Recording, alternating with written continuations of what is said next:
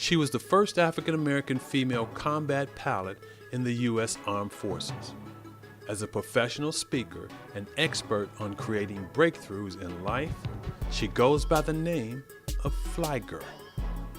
I served in the Marine Corps, leader of Marines, combat pilot, flew Cobras, AH-1 Whiskey Super Cobra attack helicopters, and ended up deploying twice to Iraq.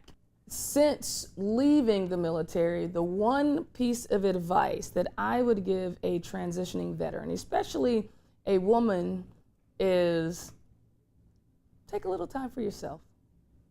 What do you really want? Before you just take off that uniform and go jump into the corporate job. And this is, if you can, give yourself a little bit of time because it is a transition. What do you really want out of life? And what type of career path or entrepreneurial path will help you achieve the life goals and dreams that you truly desire?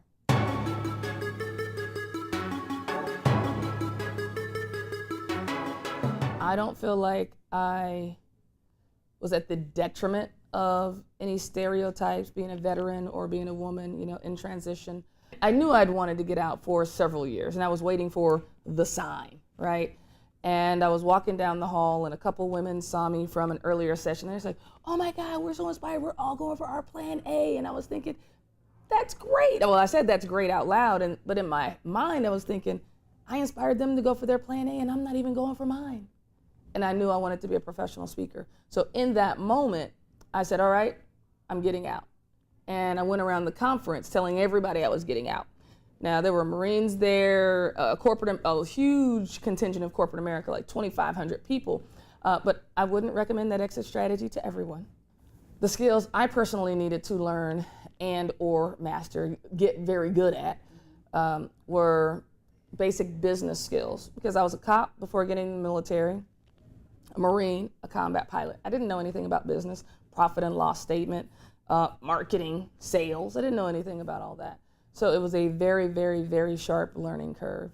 To step up in leadership and do some of the things that I see these women veterans trying to do, you're absolutely going to need confidence. I was bullied as a little kid. I was a welcome mat. When I first became a police officer, I'd grown a little bit in confidence because I'd already been in the Army, the Reserves, ROTC, now I'm a police officer, I'd been through academy.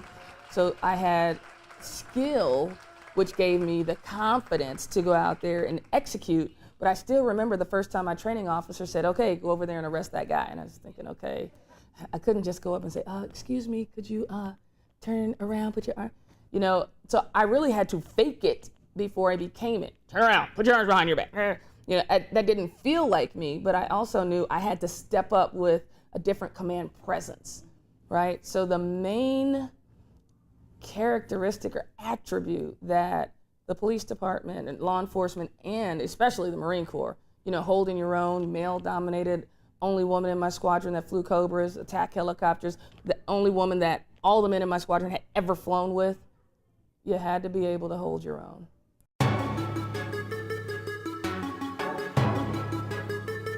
So there are two chunks of encouragement and advice I would love to give to women in transition right now. And this would go whether it's military or anything, right? You're getting divorced and you're at transition there. How do we transition? Number one, create your flight plan. Where are you? Where do you want to be?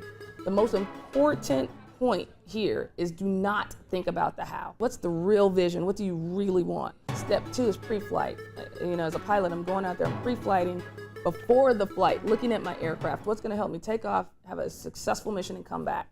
So mitigating the risks, the pros and cons, because the biggest thing is going to be our fear and not doing something, right, because of the fear. It's really the fear of the unknown. So if we get all our fears out, they're not unknown anymore.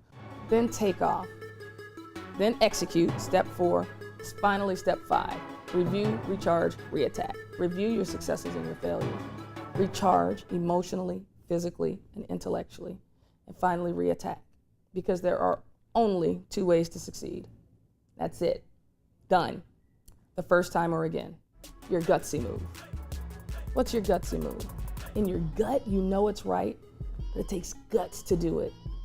I've been out a little over 10 years now. I had 6 years to go to get a reserve retirement. The best thing in the world I could have done was listen to my gut and live my purpose on the planet, not someone else's plan, my plan. The gutsy move. Give yourself that permission to engage with courage, power, and grit, and make your gutsy move.